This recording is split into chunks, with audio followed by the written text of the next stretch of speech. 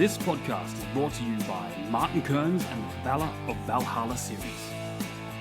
In the battle between two ancient evils, can one naive young man become the last hope against powerful creatures of legend? Beneath the Veil is the gripping first book in the Valor of Valhalla dark urban fantasy series. If you like reluctant heroes, infernal myths, and bloody epic clashes, then you'll love Martin Kearns' formidable foray into the unknown. So head on over to readkearns.com and grab yourself a copy of Beneath the Veil today.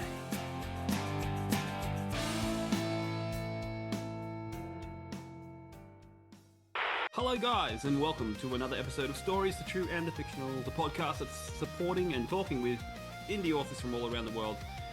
As you can tell, we have Australian accents, so we are based in Australia. I'm one of your hosts, Jay O'Brien. With me always is our resident reader, Ryan. How are we going, Ryan? Living the dream, mate. Living the dream, literally, because it's nice and early over here in, I can't even say sunny Australia because I haven't even looked out of the window yet. It's sunny where I am. Sunny, there you go. Sunny Australia. Nice and early, 7 a.m. over here, so ready and raring to go for another great interview. Awesome.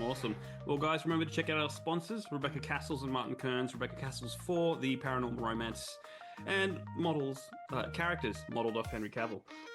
And all models modelled off Henry Cavill, either way, doesn't matter. That's it. And Martin Kearns for the urban fantasy and horror. They've got some great stuff out there. The links are down in the show notes. Remember, we do have merch. Buy my shirt. Yes, I have to always remember to say buy Ryan's shirt. You too can be living the dream. Beautiful shirt. Living the dream. All right. Now that the promo's done, the sponsor run's done, let's bring in our guest, Andrew Johnston. Thank you for joining us. Hi, hello. Well, all the way from Pennsylvania. Pennsylvania. I've never been there, but I've heard about it. Oh yeah. Pittsburgh Steelers, Arnold Palmer, Mr. Rogers, all that fun stuff. Yeah. Excellent. Well, let's get things going with the question we ask everyone, and that is, who is Andrew Johnston? I am a epic fantasy author, soon to be grimdark fantasy author from southwestern Pennsylvania. I study history, and as of now, I have 2 books out. One called The Discarded Knight, which is a novella, and then I have an epic fantasy called The Ignited Moon. And coming out December 1st, I will have in the same universe as The Ignited Moon, which the universe is called the Iron Frost universe, I will have The Scorched Hunter. Excellent. Well, we are going to dive into all of that. Last episode, it took us an hour to get there, but we'll see how long it gets. We will get there. We guarantee it. But first and foremost, we do have icebreaker questions, as all our listeners and viewers know. We get some great responses from this. We get to know the authors very well, and then 9 times out of 10, we buy their books. So cool. It's a proven effective method. I hope so, because I'm 5 away from 1,000 for this year. Yeah, I'm even lower than that with my books. But Ryan, why don't you take us away with the first icebreaker question? No worries at all. Okay, so Andrew, I'm going to set the scene for you because when we first started asking this question, we got way too many politically correct answers, and that's not what we're all about on Stories, the True and the Fictional. So I'm going to set the scene for you. The world we live in, there's no war. We're all peaceful. There's no cruelty to humans, no cruelty to animals. It's a pretty much it's an almost perfect world. So given that we live in that world, what is one thing that you would like to get rid of? I would like to get rid of allergies. I know it's a very simple thing, but I'd like to get rid of that because that way, people can enjoy nature a lot more. People can enjoy certain foods a lot more. Don't have to have a peanut allergy. You can have peanut butter and so forth, and it smooths out the diet, it smooths out the breathing, and you can be in close proximity to whatever it is that bothered you initially when you had that allergy. And Right. restaurants would run so much smoother. Oh, they would for sure. It's just like Exactly. yeah. No, that's Oh, great. for sure. I'm one of those weird superhumans that are lucky enough to have no allergies. So I can't relate to what it's like to be allergic to something, but I Mm, mean I definitely would be on board with, making life easier for other people. yeah. Absolutely. Yeah, I work in a school, and actually allergic to dust, and I didn't really think that far ahead. And so, one year when we're cleaning during the summer, I must have sneezed about like 18 times within 1 hour. So that was interesting. Oh, My that's fun.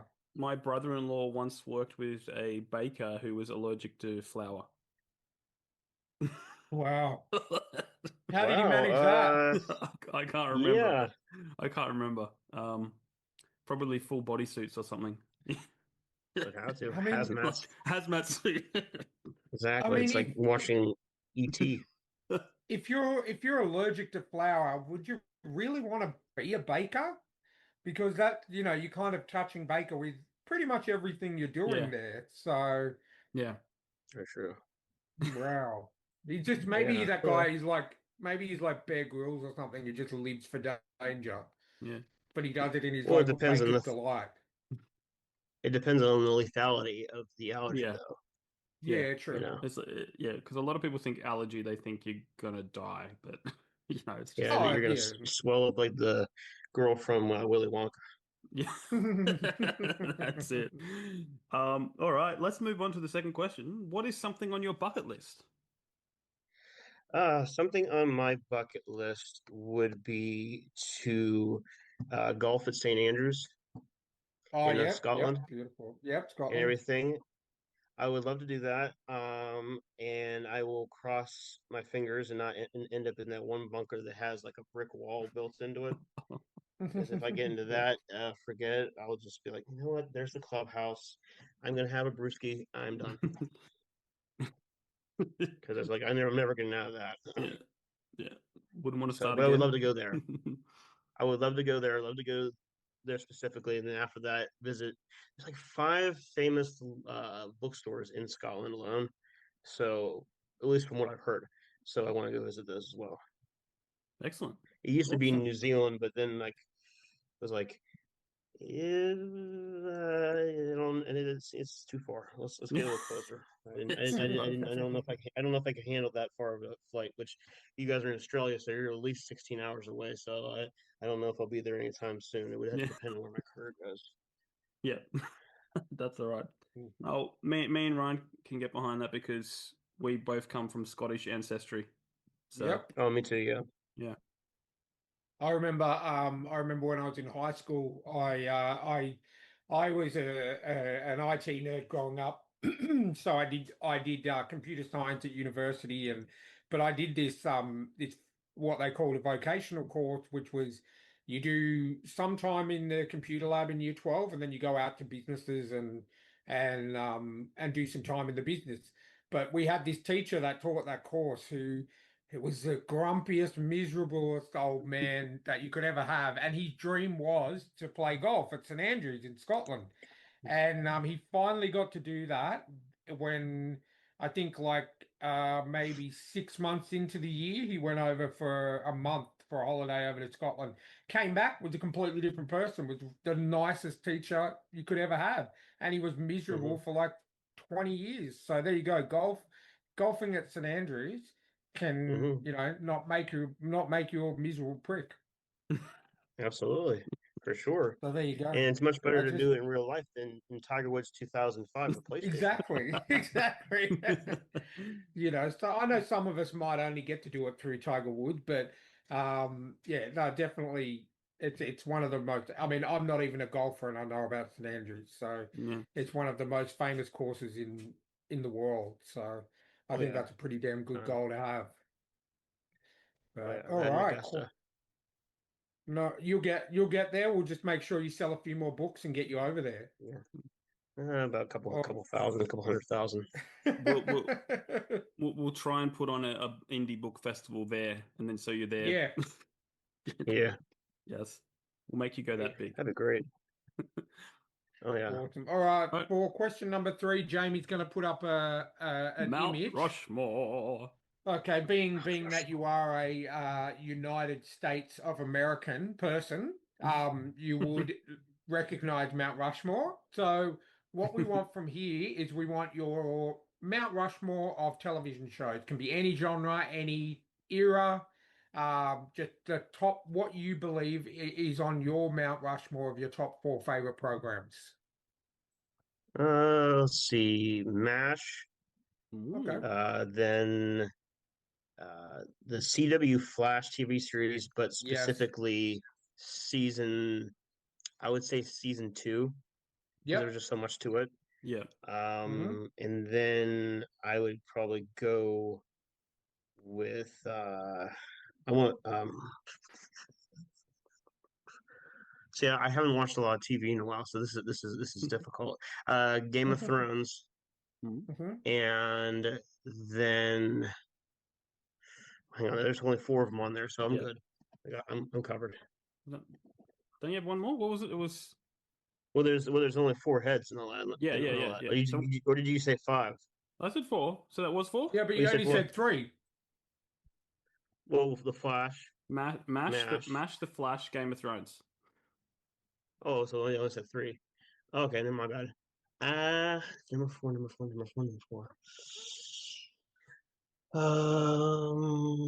Batman the Animated Series.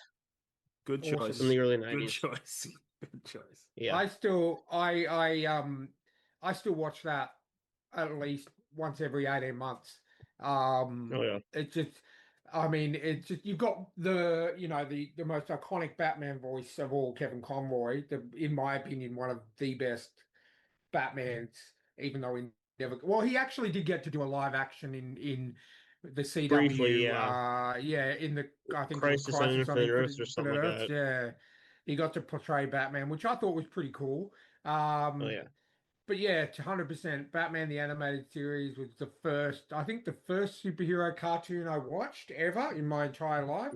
I own the Blu-ray version, and obviously it's on HBO Max, so I can watch it whenever I want. But yes, such a good show. Such a, and if it wasn't for Batman the Animated Series, we never would have gotten Harlequin. Because she was created specifically for the animated series. So yeah, 100%. We'll definitely get on board with that. So was She's for Mr. J. Mr. J. So was she? Harley, you're the sharpest tool in my box. Oh, Puddin'.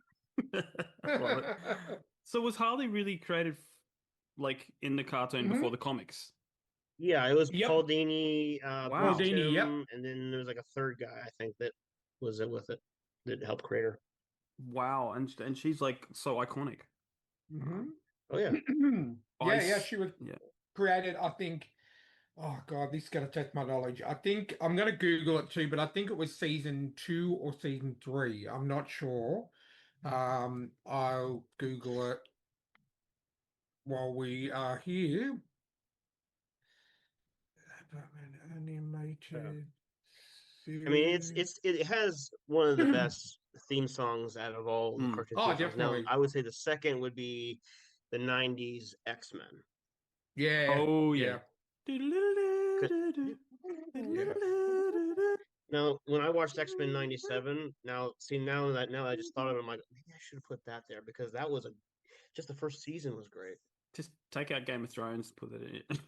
Yeah, really Game of Thrones. I could barely see anything in the last season and all that, and it was too short. Let's throw in X-Men '97. I was very surprised at the new X-Men cartoon. I was okay, is this going to be good? Because the old school one was so iconic. But yeah, the new one that they did recently, I think maybe 2 or 3 years ago, was actually quite good. I enjoyed it. It wasn't too bad at all. So there you go. Harley Quinn's anniversary was actually only a few days ago. She came out. Her first appearance was September 11th, 1992, Wow. in Batman the Animated Series, in an episode called Joker's Revenge. And I'm just trying to have a look here. Jamie can edit this part out. Magic. Trying to see. Yeah, it doesn't tell me what season or what episode, but September 11th, 1992. So, yeah, that was probably one of the more iconic characters that came out of that show. So what you're saying for is, sure. what's? Oh no. So it was just a few days ago. It was her birthday. Hmm. Yeah. September 11th was 1992. So she will be 33 years old. Mm. I'm older than Harley. Happy birthday, Harley Quinn. Happy birthday, Oh, Mr. J. Awesome. All right, let's move on to something more random and ask you what your zombie apocalypse plan is. My zombie apocalypse plan would probably establish a home base at my folks' house because their house is on top of a hill, which will Mhm. be good against any sort of Awesome. rain and everything. And since the zombies are going to probably, hopefully, be slow to begin with, it's going to take them a while to get up the hill, which means that once I'm fully armed and operational, I can just pick them off from there and everything. And seeing as how nothing's going to be, functional or running at all, I will probably that would be the last thing on the option list or on the to-do list is I will go and I will raid a Barnes and Noble or something like that or a bookstore. That way I'm stocked up and everything. Whenever the zombies are attacking, I'll have something to read and so on. I like that. Got Excellent. that. And We're getting too many people. Yeah, sorry. I'm already kind of prepared anyway because I keep forgetting to throw away the dryer lint, so I have kindling in case I need something to light a fire with. Cool. I like it. No, it's good. We get a lot of people saying that they would just like to lay down and die and let the zombies take over because they just figure that they can't, they would have no chance. But I'm like, come on, you got to fight for your life. It's everyone, Exactly. and we have established that America. We set up a little map of what zombies, like what areas in the world will get what zombies, and we decided that America's going to get the Walking Dead zombies. So they're the slow, Yeah. slow yeah. moving zombies. So I mean, you guys have got the best chance of them all, and why not? Exactly. Kill Oh, some for zombies. sure. I mean, I've been training for that for years. Absolutely. And I've got a one of the Arkham games. I've got a collapsible battering and all that. I just got to sharpen that plastic and everything, and then I have Bilbo's sword. I got to sharpen the metal on that, and I could be like I think what's her name, Michonne or something. Or I think was her name in Walking Dead. Yeah. She had Mhm. a Japanese sword, but I'll have the sword that's not going to warm me if there's orcs or goblins, but at least it will be effective against zombies. Nice. I I really like it. like that. Orcs and goblins around. Throwing batarangs at zombies. Like, I mean, come on. You just got to sort of work on the precision to make sure that it will actually come back to you. Um, Yeah, or again, if you throw it at their head, you can just go over and take it yeah, out once it's done. So it Yeah. doesn't that's really true. matter. Well, it's about the length of near the length of my arm, so it's probably not going Yeah. to come back. My parents own a sheet metal shop, so I could probably just Make make some some more. batarangs out of like stainless steel or diamond plate and just Yeah. sharpen them. Yes. No. Yes. And you can reenact that part in Batman Begins, and then where Michael Caine says, "Why Batman?" So because I'm afraid of them. Why bat? And you know what the funny thing Why about that Batman? is? They both have the same accent in real life. Yeah. Oh, are they from the same part of the Yeah. UK? Well, if you Oh, want I to, didn't know that. if you want to hear Christian Bale's real voice, watch a movie called The Prestige with Hugh Jackman. Oh, I love And that movie. that's Christian Bale's real voice. Oh yeah. It's like, Well, what's hello, going on? governor. He's literally Hello, Michael Caine. Governor. Hello, I'm Michael I'm Caine. No, I'm Christian Bale. No, I'm... Christian Bale. Yeah. A lot of people don't know Awesome. that because Christian Bale, when he did the Batman tours, he spoke American when he was interviewed. Mhm. You know. Exactly. Yeah. Well, he's method. Yeah. So he's got to stay in character. That's it. So maybe he really is Batman. He very well could be, but he can't fight to save his life. I mean, that fight choreography is god awful. Yeah, that's it. Unlike Charlie Cox. Oh, Charlie Cox, man! I just realized he was in Downton Abbey, and I'm like, oh my god, that's Charlie Cox. Yeah, but he went and I know. he got M&A fighting or MMA training or whatever, and he was keeping Yeah. up with them. Oh, he was. Oh, wow.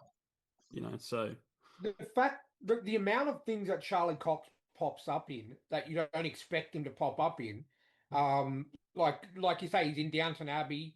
I just recently finished playing a game called Expedition 33, and I'm like, I really know the voice of this main character. I Googled it, it's Charlie Cox. It's just like he's popping up everywhere in things you Yeah. wouldn't expect him to pop up in. He's in Stardust. Insane. That's that Neil Gaiman book slash Oh, movie, and he's in oh that wow, stuff. I haven't seen that in years. I'll have to rewatch that. Yeah. Oh, there you go. Good. So, Well, and I'm not arguing because Charlie Cox is amazing. So, any, 100%. you know, if we get oh, more 100%. Charlie Cox, I'm down for that. Yep.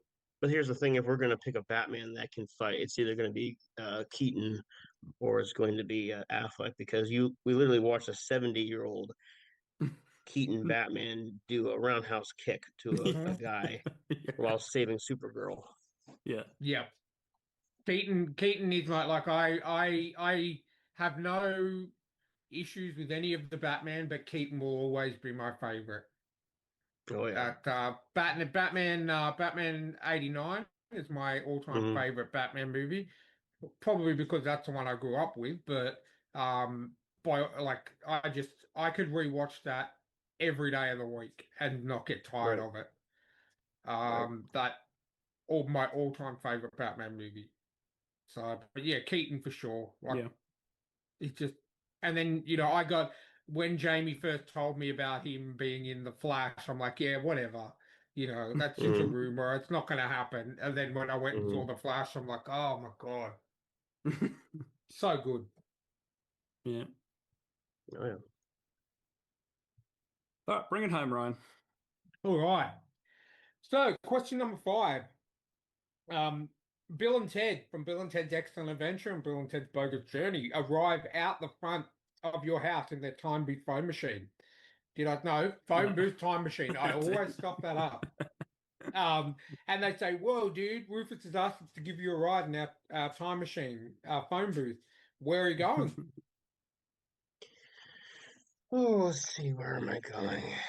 I would probably, and I don't know how many advancements in medicine I would undo from this, but I would probably go to the day of the assassination of Archduke Franz Ferdinand and stop that, because that was the linchpin that started World War I and created this all the mess that we have. And without World War I, we wouldn't have a long list of things that happened in the 20th century.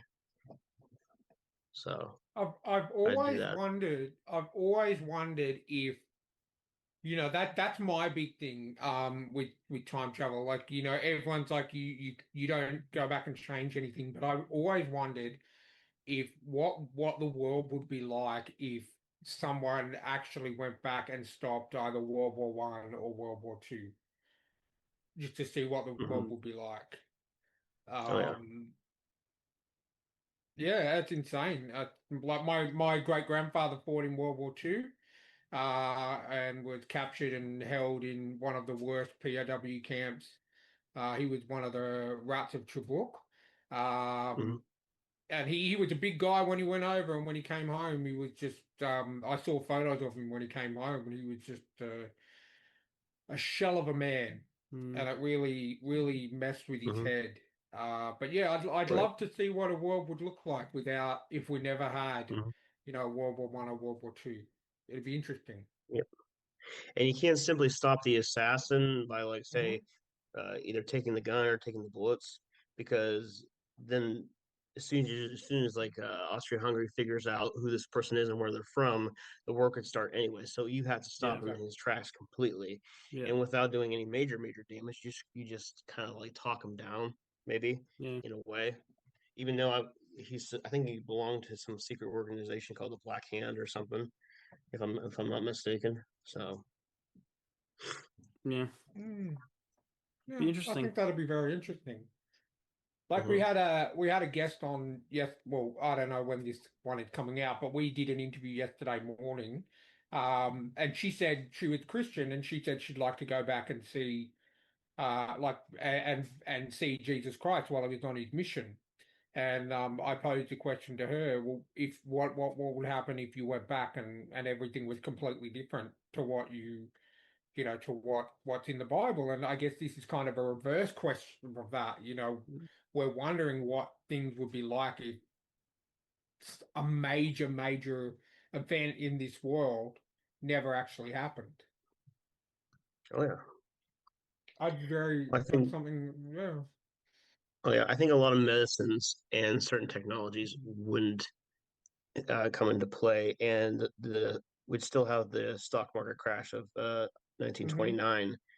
So wars tend to create a lot of buzz economically. So the world more than likely would not be as recovered as it is now, if it is at all, Hmm. Mm, from the Great Depression. So that's a good possibility. But the thing is, though, we'd save a lot of lives. yeah. And there's also the Oh, fact of definitely. overpopulation. So, what's the lesser of two evils here? Oh, definitely. Yeah, exactly.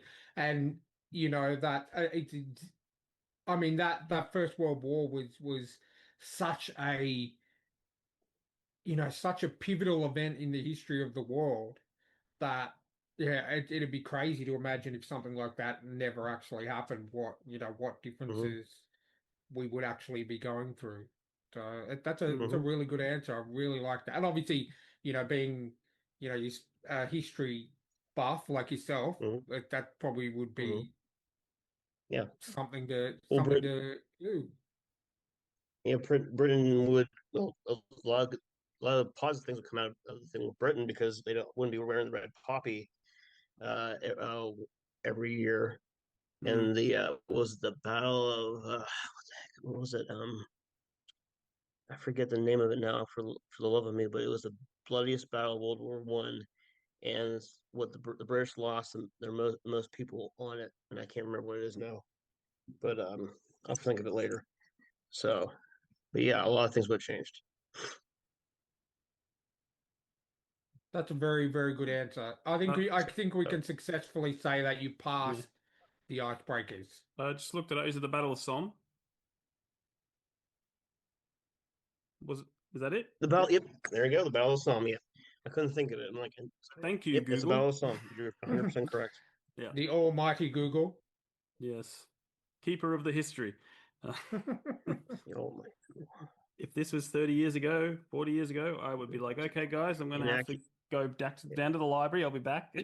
Yeah. Or you'll break Exactly. out the Yes. old Encyclopedia Britannicas that we used to have. Oh. Awesome. Well, you passed the icebreakers, so now we get to Mm-hmm. do the fun stuff. And it seems that we're all a bit of comic book fans here, so we're going to ask you Mm-hmm. your origin story, but your author origin story. How did it start for you? Oh, it was in a dark alley, and a mysterious figure came out of the shadows, and Threw just books things at you? started happening. Threw books at me and all that, and said, "Read it, Read read it. it." Well, no, I started at roughly the age of 20. Roughly the age of 25 years old. And my first book, which I ended up deleting, which I'm probably gonna start up again. It was a book about King Tut and Nikola Tesla time traveling, and it would have involved Amelia Earhart and a bunch of other wonderful things. Um, but then I moved on to Science Universe, and over the course of 11 years, I wrote uh, several books and stuff like that, and finally. In the year 2024, I decided, well, traditional publishing isn't really working out, and I don't see them saying yes anytime soon. So I started self-publishing, and this one right here actually almost got a literary agent called The Oh, Discarded Knight. It's about a Victorian era teen going from an outcast to a hero as he jousts in a tournament to save his family. If he fails, they all cease to exist. It has Batman references and a pinch of time travel, and it has autistic representation. I'm a high functioning autistic myself, and it that was the first book that I put out, and that's my highest seller at this point. And in May of this year, I had a book signing at Barnes and Noble. I went viral. I had a post on X that had 10 million views. I ended up on a British Huh. version of Reddit. I ended up on a website of people dedicated to hating me for whatever reason. I think it was all the crypto guys because they kept saying that they bought out my stock of books, but as we all know, it's print on demand, so there's no way they could buy out all Yes. and everything as much as they darn well try. You're like, keep going, keep going, keep And going, keep and going, then I keep had a guys. series of interviews and from that, and I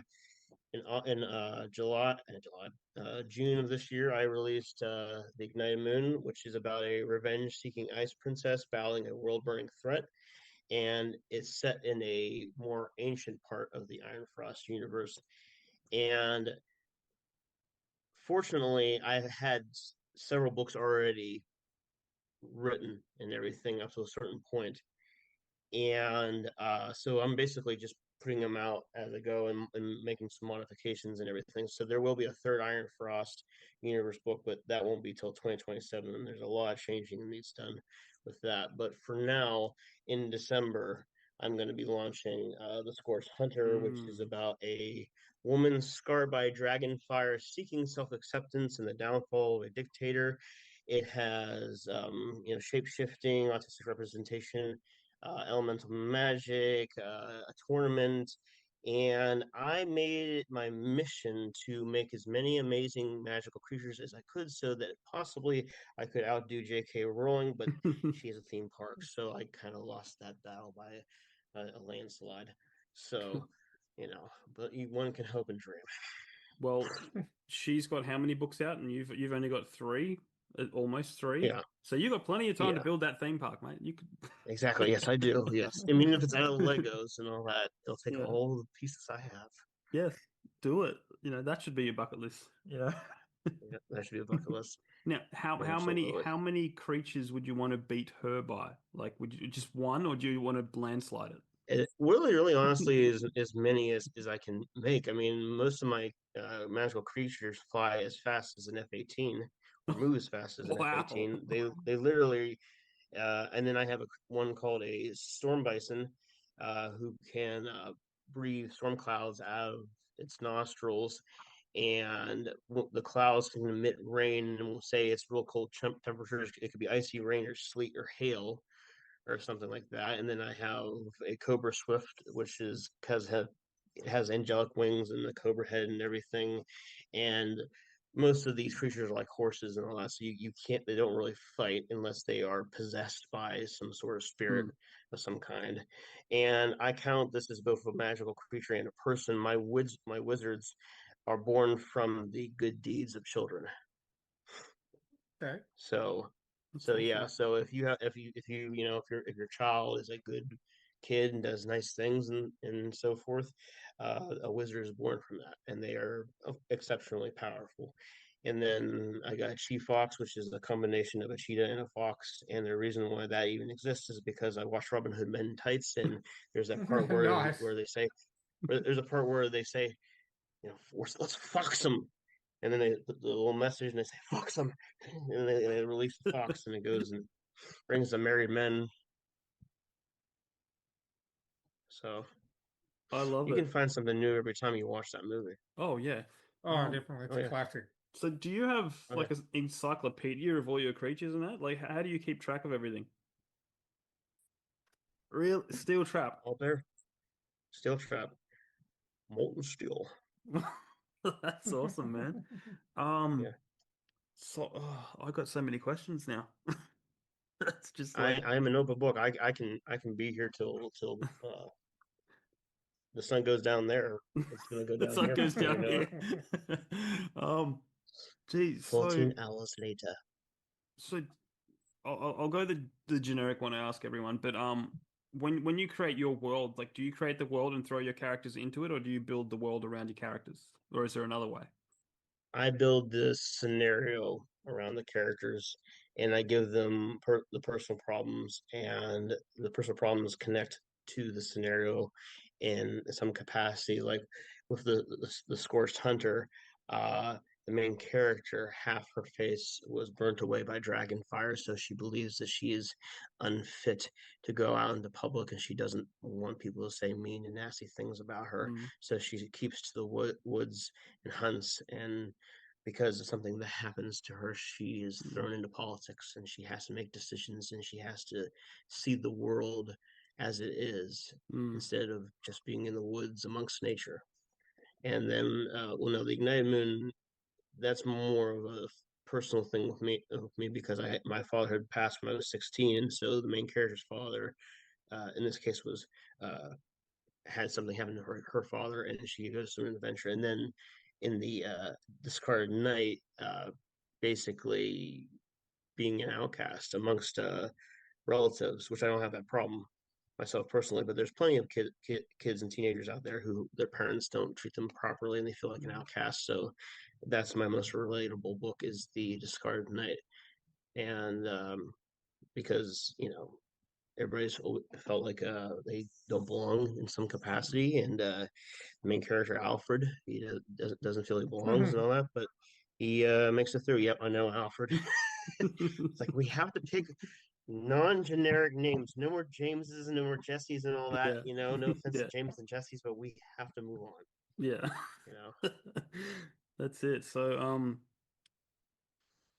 uh, how much inspiration? Like, I'm wondering because did any of this come from Batman? Because there's a character named Alfred, and then someone got their face burnt, half their face burnt off. Like, is yeah, from Two Face. Yeah, is it, no, or is that just no, like a not really. what do you call it, subliminal or happy accident? You know?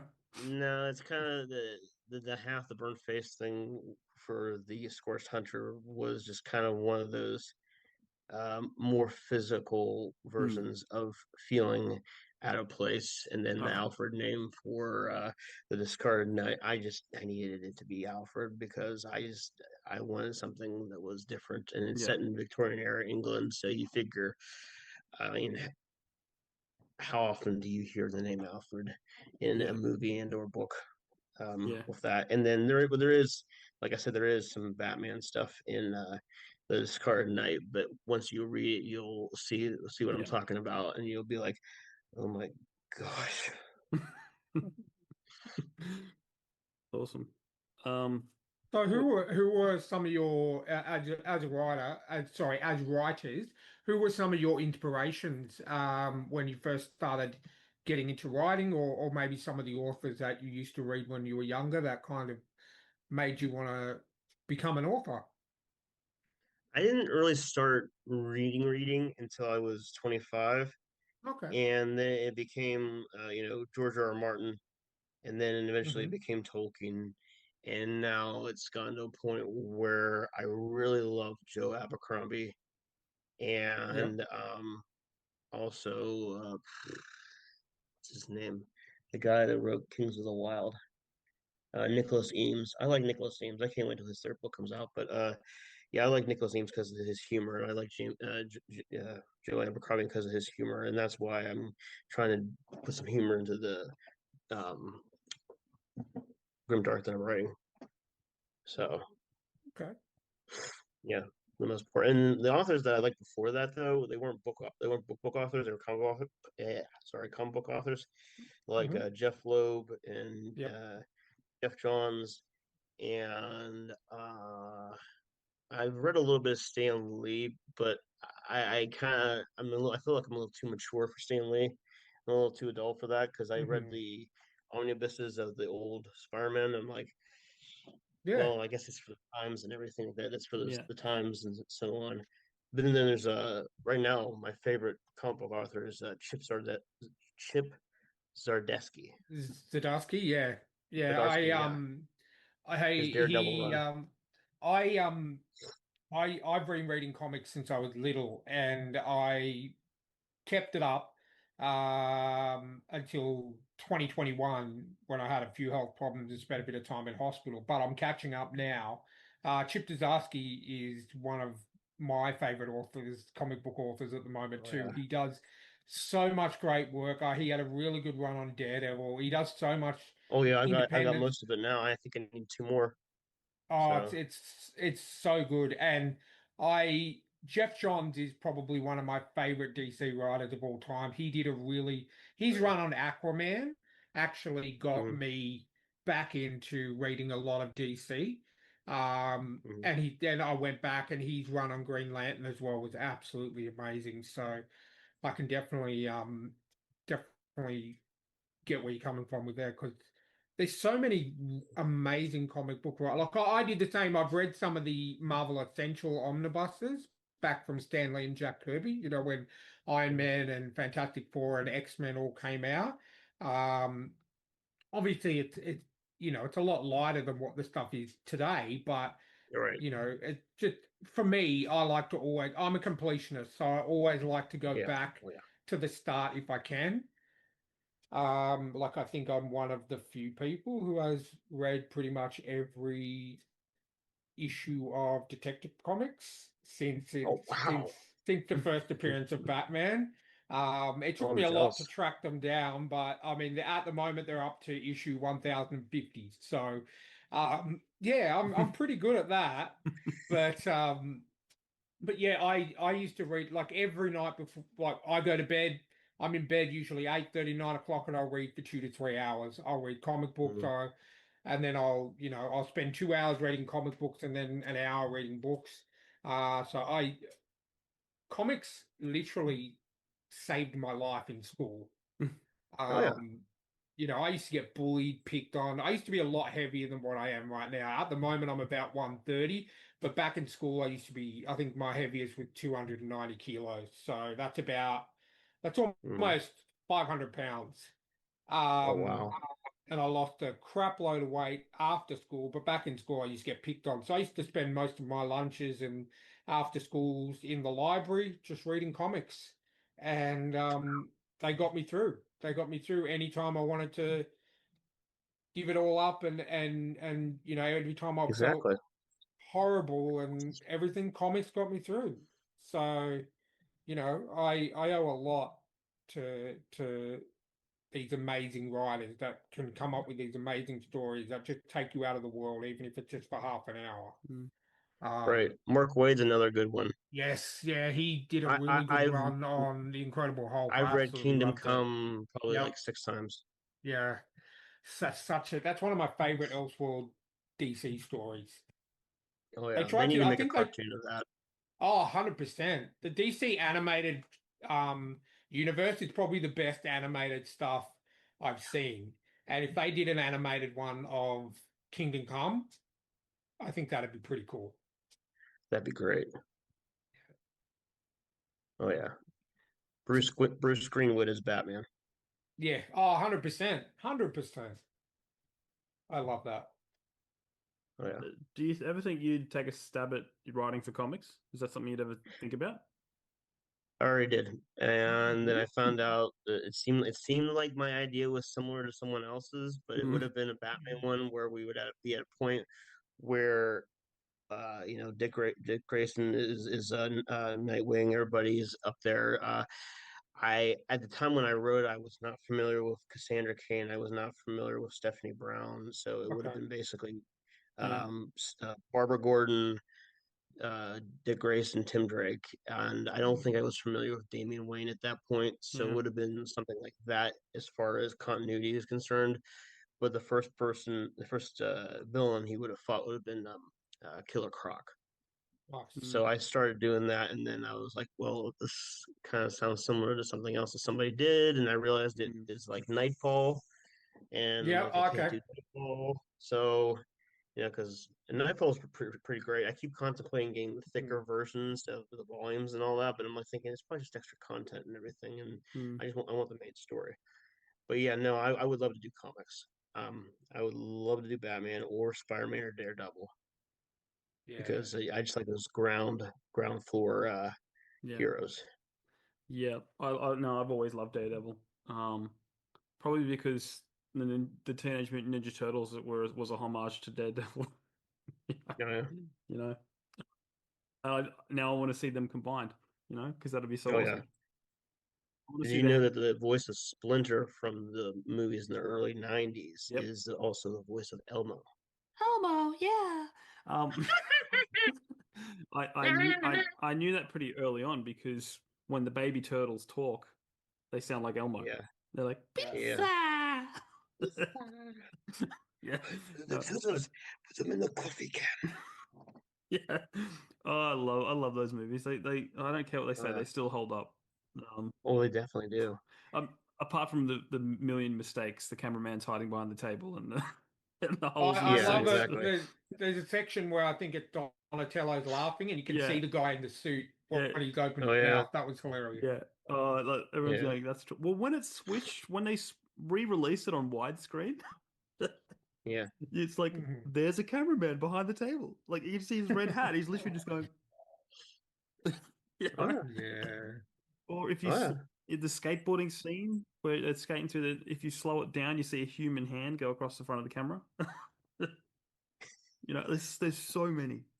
There's so Oh many, yeah, but I still love it to death because it was just so oh yeah, genuine and so much fun and oh yeah. what was it? It's just a shame that Jim Henson hated how violent they were.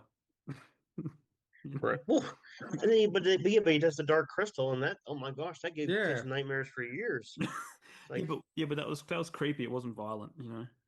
that's true. Um, yeah, cool. Mm, stop your whimpering, Chamberlain. Mm. Excellent. Well, let's get back to your books. I'm going to bring up the covers because Ryan likes to ask about the cover process and all that jazz. So I got all three of them here. I like I definitely like the covers here. That you can clearly tell. So are these three all part of the same series? Yeah, set in the same universe. Two of them are. The Ignite Okay. Moon and the Scorched Hunter are in the Iron Frost universe, and the Discarded Mhm. Knight is its own standalone, which I would love to do something else with the Discarded Knight, Mhm. and continue on because there's a lot of open space to explore. There is, however, I have on my blog. It's called A Cold Cold Future, and it's a origin story for the villain in the Discarded Knight. Hmm. Okay. So did you come up with the covers yourself, or did you just have the idea for them, contract someone out to like put the final design touches in place? I had the ideas, and I gave them to my cover designer named Gretchen Russell, and I think she's based out of Sweden, and we went from there. The dragon, though, for the Scorched Hunter, is actually the idea of it is pulled from whenever I was with a traditional publisher that turned out to be an indie publisher that turned out to be basically a complete and utter scam and all that, and I left Mm, that. So I was actually published by a publisher, but it just didn't quite work out, and I got out of there, and I've done better for it. So, yeah. but yeah, no, the ideas for each of these were from me, and so the book that's going to come after the Scorched Hunter, I'm not sure what we'll do there, because I don't know if we'll have a weapon in someone's hand or what we'll do exactly, but that's so far away that I'm not really thinking about it too much. But yeah, no, these are very excellent, and she did a wonderful job, and I'm proud of it. Yeah. Hmm. They're Awesome. very catchy. Um, Yeah. Oh, yeah, and I particularly like that they're not overcrowded because I know a lot of fantasy stuff is just like this everything happening all at once. It's just mm-hmm. like narrowing it down. Mm-hmm. Uh, Excellent. Yeah, I narrowed it down with the title for the Scorched Hunter because it was actually first it was Prim Noir, which was the original Oh title wow. for it, and then I changed it to The Burns That Make Us just to match the main character's Mm, what happened to her face, and then I made it the Scorched Hunter because obviously she gets attacked by dragonfire and she hunts and yeah. it's shorter and catchier and everything. Yeah, and I particularly like how you named it like the Ignited Moon, the Scorched Hunter, So, do you have a third Mhm. one planned or anything? And is it going to be called the Yeah, something? it was called it was called the Orderman, which it might change. The Orderman's and basically a bodyguard Hmm. that elite, sort of an elite bodyguard, and that one I have to rewrite some things about it, but it's basically going to be about a bodyguard traveling across the world on a mischievous dragon to stop the unraveling of civilization, and that's what it's going to be about. And he's going to be trying to fight the fastest woman alive. Wow, wow, that's awesome. Awesome. Yeah, so I figure I throw a speedster into the mix for the third one. Yeah. Well, no, that sounds cool. So, do you want to just we'll focus on the Ignited Moon and the Scorched Hunter, that series. Do you want to tell us about the world you've created? Like, what's it like to live in? What's the story that runs through it for the books? Well, the United Moon has it's very traditional. It's an ancient world, and it's made up of four different kingdoms. And basically, the only way to save that world, even though it's in the same world as the Scorched Hunter, is to dance a new moon into existence and use sacred dances to do that. And with the Scorched Hunter, though, that's more of like I think it's a for singular deities, it's monotheistic. So there's a monotheistic um, deity that the main character is very dedicated to, but she's also, like I said, she's a hunter. So there's deer hunting in it, and she has to impress the people and earn their trust, and also trust in herself. And that world's a bit more Middle Ages, modern sort of thing. And the Ordermen, who you'll see more of in the next book in that universe. One of them in particular is like a Clint Eastwood sort of character, a man Nice. with no name. Hmm. And I give him the thin cigar, and that's more of a modern one. Now, whenever you go beyond these two books, though, there's a third continent, because there's three different continents. One continent for the Ignited Moon, another continent for the Scorched Hunter, and then there's a third continent that gets featured in the next book, and that one's my own version of Universal Monsters. Hmm. So, yeah, I wanted to do a thing to where there was an ancient world, a more modern world, and then a much scarier, primitive sort of world in it. And like I said, tradition is extremely important. And there's not really a whole lot of morally great characters that I can think of, but I don't have, you know, people's outside perspectives on what they read might say more than what comes out of my head. So do you see an end to the series, or is it just going to keep Three going? three books for the Iron Frost universe, Hmm. possibly something more coming out of the world that is the Discarded Knight. But like I said, for now I'm working on the Grimdark, which is it's going to be its own world, and then I also have another novella that I'm going to work on that is set in the town I grew up in, but in the 1970s. Oh, cool. How do you keep track of your ideas? Like, do you have a set number of books you want to write, and have you dated or planned them out, or do you kind of loosely collect ideas?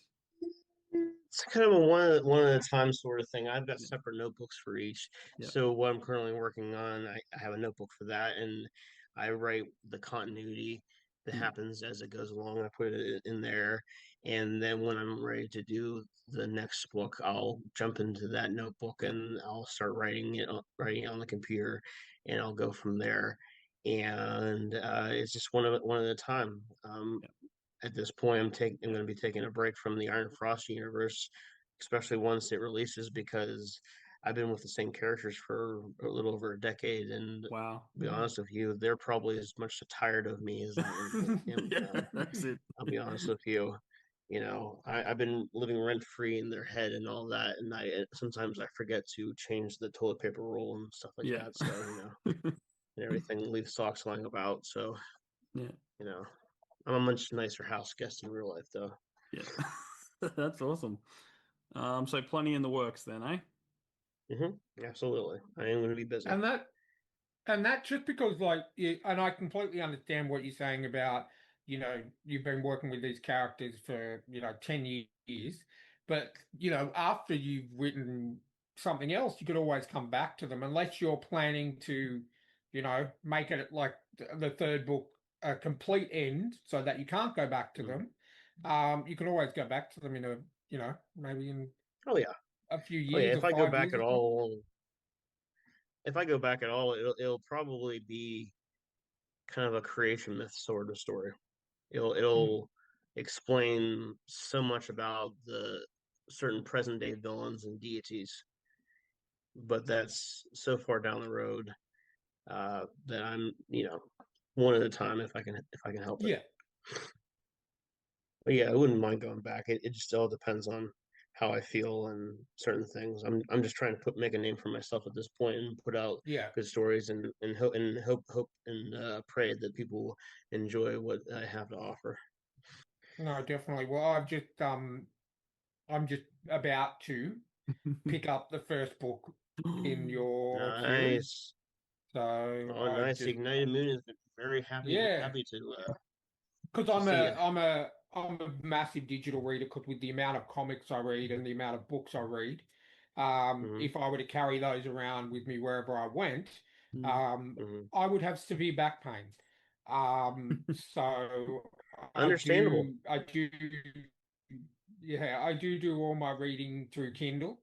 So Mm. yeah, I'm just literally buying it as we speak, live on the podcast, buying Thank you. the book. I No, gotta you're get a very new welcome. Kindle myself because thank you. I really, really do appreciate it. I mean, uh, that one, that one I really enjoyed because when I started out learning about history, I was really into the ancient world, specifically ancient Egypt, in the 18th dynasty, to be more specific. So I hope you enjoy it and all Definitely, that. definitely. Well, I've got I don't actually read it on the Kindle because my eyesight is not what it used to be, Mm. but I have a massive 13-inch tablet that Oh wow. I have the Kindle app on and or I can read all my books um Yeah. quite well. So yeah, I 100%. And like I say to all the authors, once I buy their book, once I've finished it, I always leave a good review or a review on Goodreads and Thank you. Amazon, so that Thank you. because I know reviews are just as important as sales Oh yeah. sometimes. Absolutely. They're hard to So get. no, They are exceptionally hard to get. They're tricky. Yep. So I'm more of a no, physical definitely. book guy because I have a dream of being 80 years old in one of those tall leather bound chairs with the brass buttons, Yeah. sitting there and being like, Reading books. I'm reading Lord of the Rings for the 19th time. Yeah. I'm never going to catch up to Christopher Lee, but at least I will be enjoying Tolkien. I'm And then my wife, trying to break the cycle because I'm one of those people who my TBR list is like I've got 50 books to read, but I always seem to go back and read the same book, Yeah. once every 2 years, like same series of book yep, once every 2 years, and I'm like, oh, I just want to read that again. I'm trying to get out of that habit. I'm trying to Yeah. read things on my TBR list and clean that down a bit before I go back and mm-hmm. read, the Belgariad series for the 20th time. Oh, I read the Christmas Carol every Christmas now. I Okay. love that's probably that I it's the only Charles Dickens book that I can fully understand because I did try Oliver Twist and just the old language and everything and all that. I couldn't do it Hmm. and all that. And then I also will try to reread Batman Noel, which is Yeah. you know a play on the Christmas Carol, which is pretty cool. Mm. Pretty cool book. Yeah. Batman the World's pretty awesome. I love that book. I love that graphic novel. That's pretty good. Oh yeah. Excellent. Well, it's come to the time where we are going to ask you if you want 6 bonus questions or do you want to play a game? Yeah. We will play a game. We'll play a game. Story pitch. It is raging. I will take the I will take the questions. I mean, depending on how much time you want to do, I can do is all of it, but we'll go with the questions first. Oh, Uh, okay. No, and I don't think everything. hard. I want to you know entertain and help out and what's on. All right. Okay. Well, let's do the 6 questions, and then we'll do one round of the game then. Sounds good. All right. So we haven't done these in a God, while, Ryan. we've got to try and remember the questions. No, we've got it in front of us. Yeah. All right. Do you want to go first, Ryan? Because You can go so that, first because are you sure? I like, yeah, because I like to do the Oh, last yes. question. You'd like to do the last question. Okay. Mhm. Well, the first question simply is what's a book from your early reading days that stood out to you that still sticks with you? A book that sticks out from my early days. I would have to say so much of it's all comics and everything. So I would probably have to say Batman Hush. Oh, that is my favorite Batman story. I freaking love Oh that. yeah, I And I love was it. very disappointed at the animated movie because they completely just changed everything about it. Oh yeah, I You did a know, book report on Jim Lee's art, and I went yeah. into detail about the tread on Batman's boots. So I got an A on it, but I Awesome. didn't keep it because it was so far back. I didn't feel I needed to keep it at the time. So, but yeah, I got an A on it. But I love that story. Yeah, that is one of the very first graphic novels that I bought myself when I got my first job. That was one of my very first graphic novels that I bought, and I love that story so much. The whole dynamic with, him growing up with Tommy Elliot and, Mm, you know, finding out, you know, everything that you find out about that relationship and how, Tommy Elliot was so jealous of Bruce Wayne that his parents died and he got all their money, so he tried to kill his own parents. And mhm, yeah, such a good story. But absolutely. I can definitely get behind that. Okay, let me bring up the questions because I have forgotten them as well.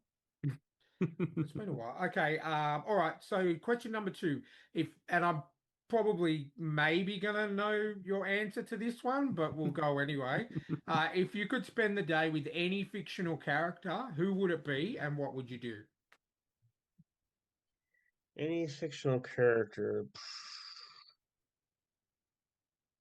I would probably spend the day with Gandalf. Oh, okay, And okay. all right. Gandalf. Now, What would would you spend the day with Gandalf, around the time of the Frodo Baggins saga or the Bilbo Baggins saga, or just even before that? Probably probably Frodo Baggins. Okay. No, go hang out in Hobbiton? hang on, Hobson. Oh, I would love to go to Hobbiton. I would love to go to Hobbiton. That's the sole reason I would go to New Zealand. Mm. Nothing, Yeah. and that, and maybe if I see Peter Jackson and be like, dude, somewhere in, you need to make it so that I can read the book and not have my head explode when I see three different names for somebody. You got three different names in there. Well, I could, well, yeah, I actually have been to New Zealand and I actually have been to Hobbiton, yeah, and actually had a drink in the Green Dragon, um, the pub, because it actually when I went was a functioning pub. right. So yeah, I've got a photo and a video of me running down that pathway. My I'm dad going took it. on an What is it? adventure. That's it. That's it. So yeah, Uh, it's so good. Uh, It feels like you just like I can just mhm. completely feel like I'm part of the lore. Once you're over there, it's just amazing. mm. Hello, Brandy Buck. I'm Peregrine Took. I don't know. All right. Next question. I'm going to bring up a visual aid because this will be an interesting one. So you're in a log cabin. There's a nice fire going.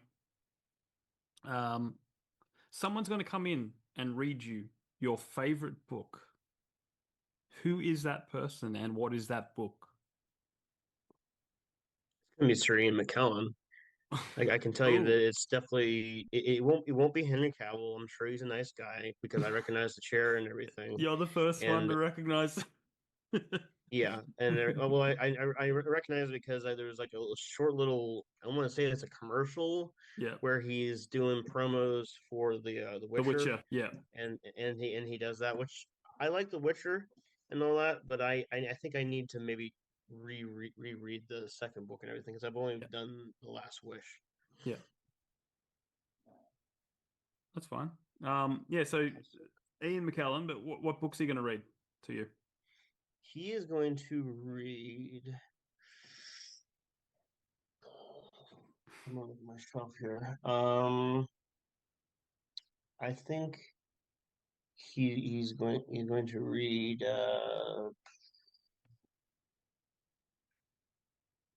I'm not sure. I think I'm gonna have him. I mean, just to pep things up and everything, because there's so many things that I would just say immediately, but I'm gonna say Kings of the Wild. All right. Okay, Excellent. Yeah. awesome. All right. Question number 4. What is a must-read indie book? Truth be told, I haven't read that many indie books. Mm. I'm only really just getting into the world of self-publishing. And like yourself, Ryan, I have to get through the books that exist before I make it anywhere else. And right now, I'm reading Catabasis and A People's History of the United States, and I have a Joe Abercrombie book I got to get through. So once I get through those, I will go into indie. Actually have a hard time telling what's indie and what's not indie on Amazon. I don't know what specifically to look for, but I want to buy tons more uh indie books, especially in fantasy and grimdark because support my fellow writer authors out there. But I I guess don't know how to tell the difference. I guess the best way to work out what an indie book is, and I can only say this because I only discovered it while doing this podcast. Basically, anything that's not traditionally published. I consider it self-published or through a minor publication, Right. um, something like that. To me, that's my opinion of what Yeah. an indie author is. Would you agree with that, Jamie? Yeah, well, if it hasn't got Penguin written on it, or Yeah. one of Yeah. the If big, the, if there's no company logo on there, then yeah, it's most definitely going to be yeah, Yeah. self-published. Which I do have a logo for my books and everything. hmm It's not on the Ignited on the Discard Ignite, but it's on this. It's yeah. called Iron Frost Books, and the mission actually, honestly, is if I can make enough money off of my books, I want to start an indie bookshop in my Oh, cool. area and all that. But That'd be that I awesome. think it's gonna take me until I'm like 80 at this point and all that. Um, that way I can pay it forward to as many Yeah, indie authors as I've been with, and also to help out other indie authors that I've never met and yeah. may never meet and everything. But yeah, it's a slow process. In the book, the bookstore will be called Iron Frost Books. That's so cool, man. Um, yeah, because look, there's enough indie books out there to fill a shop. You know, Oh, Oh, for and sure. and easily. Oh, then for some. sure. Four You know, thousand or so a day on KDP. So yeah. definitely. I mean, you'd have to weed out the AI books because they're coming out left, right, and center. But Oh yeah, for sure. just Oh, for sure. yeah, Even I can't tell on that stuff sometimes. yeah, it's crazy. All right, where are we up to, Ryan? Where are we up to? Question 5. Question five. Okay, question five. Oh, okay, we don't like this. If you could take any character from any one of your books and throw them into someone else's works, who who are you taking and where are they going? Now it can be comic books, it can be movies, it can be books, free range, but it's got to be a fictional world to a fictional world. I would probably say my character, Claude, he is a giant gnoll. He has silver skin and bones made out of iron, and he'll still be good and ready when he's 70 or something like that, because they maintain the stamina and strength and speed of their 18-year-old selves. Ooh. So I would like to put him actually honestly into the Walking Dead world, because he'd have so much fun chopping up zombies with his axe. Excellent. Awesome. Okay, I TV like that. TV series Walking Dead or comic book Walking Dead? Probably TV series, because I've only read the first omnibus, which is so brutal. Hmm. It's quite brutal, especially the one specific part. It's brutal and all that. And I've watched a few episodes here and there of The Walking Dead. But yeah, so probably the TV. TV. Cool. Cool. Awesome. Okay, question number 6. Ooh. What are your 3 desert island books? Now, these obviously you're stuck on a desert island, you're never going to be returning, you're stuck there for the rest of your life. You can have 3 books, and we did have to sort of put a bit of a rule on this because people were cheating. So anything that falls within one cover. So, for example, there's a special edition of The Lord of the Rings you can get, which all 3 books are under one cover. That That can be counts. considered as One one book. book. But if you can't just say, oh, I just want the entire Harry Potter series as one of my books, or, Yeah. stuff like that. So it Yeah, actually no, has no, to no. be 3 books. The math is not mathing in that one. Yeah, No, yeah, I would probably for 3 books I would do The Road. yep. Mm. I would do from Cormac McCarthy, which that blew me away.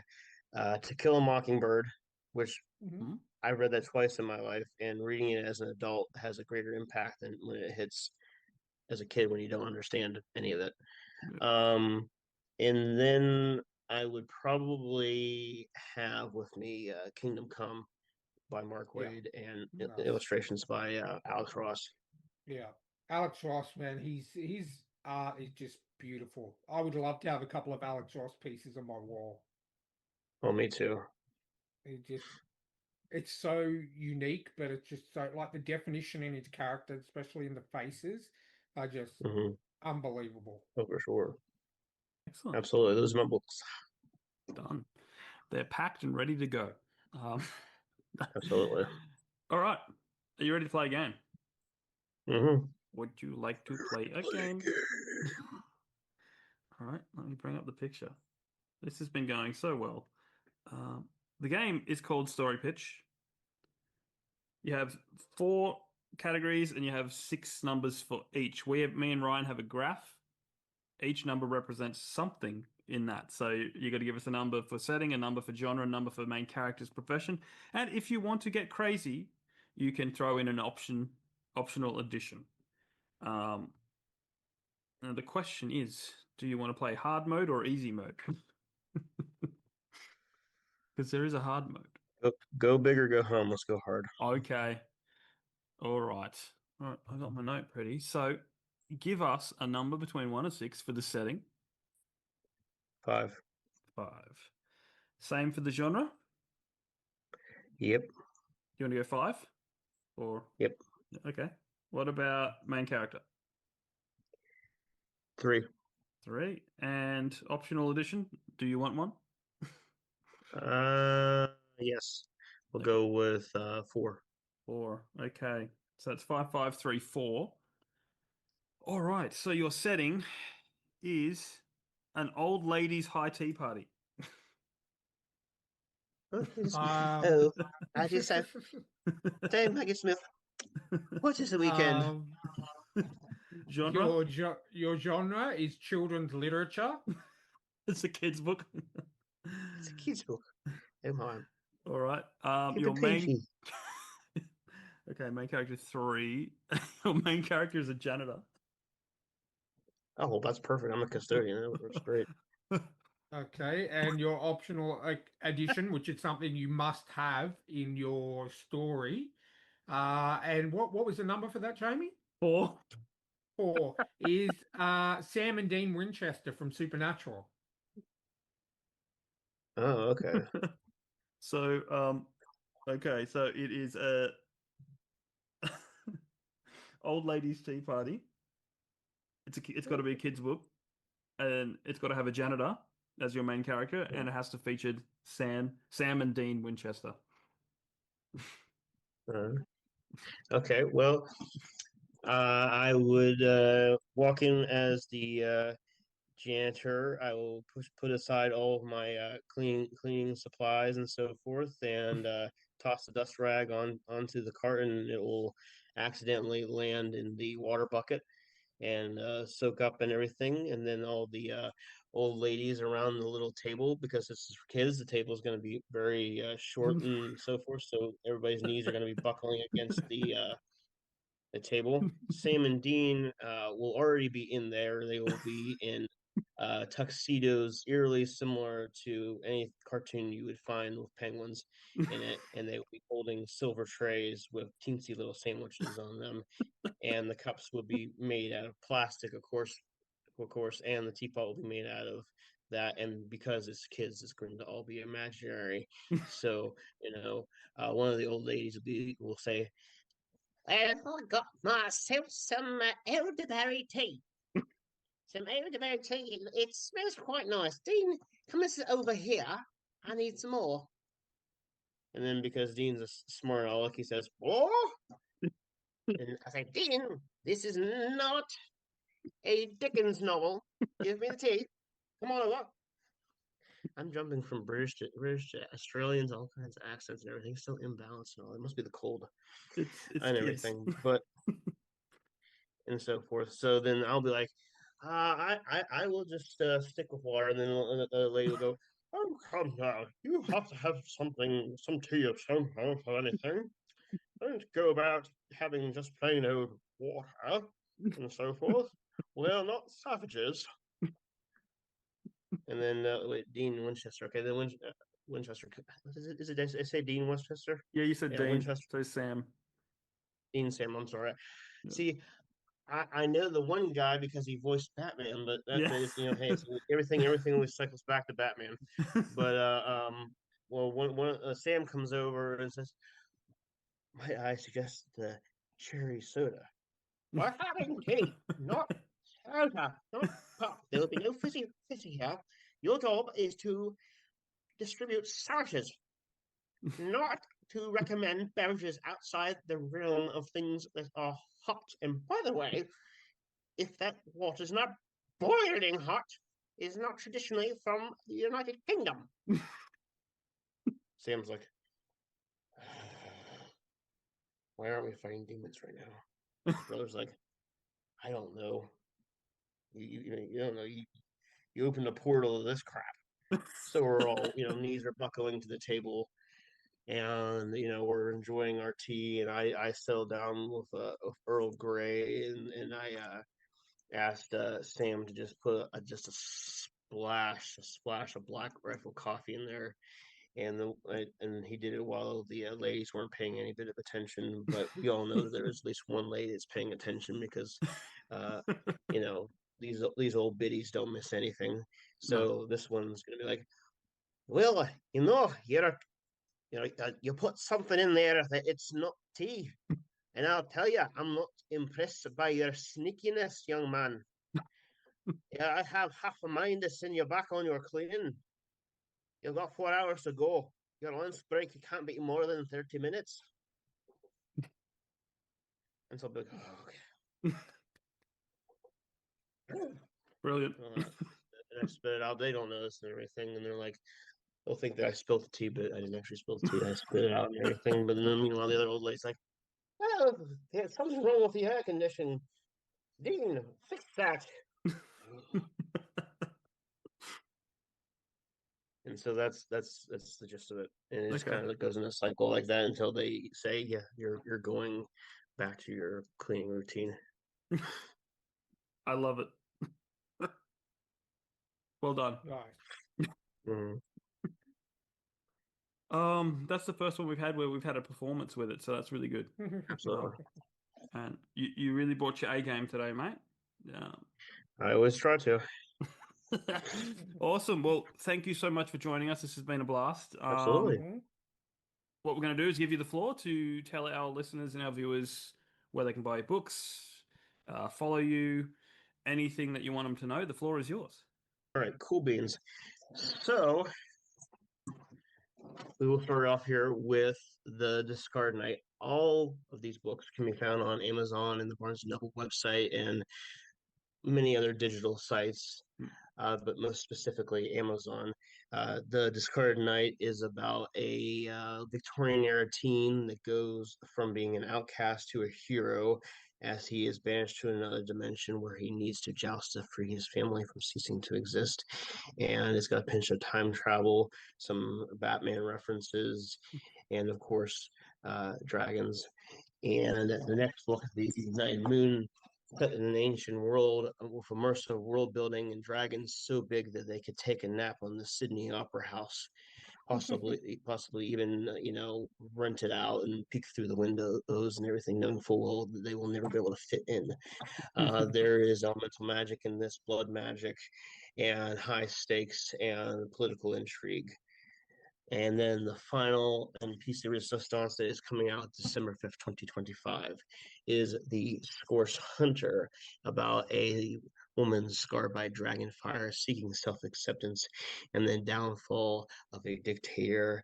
This book contains shape-shifting, artistic representation, elemental magic, a sort of Clint Eastwood man with no name character, and is set in a far more modern part of the Iron Frost universe. And as we all know, the Ignited Moon is set in the Iron Frost universe. And believe it or not, because of printing, the Scorched Hunter is a tad thicker than the Ignited Moon, which is a surprise for me and actually makes me feel pretty good because I didn't know I was capable of writing anything so big. Now, will I be at Sanderson's level? No, thank you. If I'm going to write books big enough to build houses, I'll just buy the bricks and everything. No shade on Sanderson, but I don't think I'm going to be able to do that. But anyway, yeah, you can find all of it on Amazon and also on my website, www.authorandrajohnston.com. And I am open to helping out as many indie authors as I can. Annually in July, I have a list of 50 indie authors that I post on my newsletter on Substack. I encourage you to also subscribe to my Substack, and you can find all the subscription things you need to do on said website that was mentioned. Excellent. Well, all of that will be down in the show notes, guys. Thank you again, Andrew, for joining us. It has been a blast. Check out all these books and keep an eye out for December 1st. Wasn't it coming out, the new one? December 5th. December 5th, okay. Keep your eyes out for that. It's going to be great. As always, check out our sponsors, Rebecca Castles, Martin Kearns, got some great stuff out. If you want to reach out, thetrueandthefictional@gmail.com, but please remember that we've got a lot of people to get through, but we encourage you to reach out and double reach out sometimes, just because sometimes we need a little poke and we really do love to help out indie authors. So thanks again, thanks for listening, and keep reading those indie authors, and we'll catch you on the next episode. See you next time.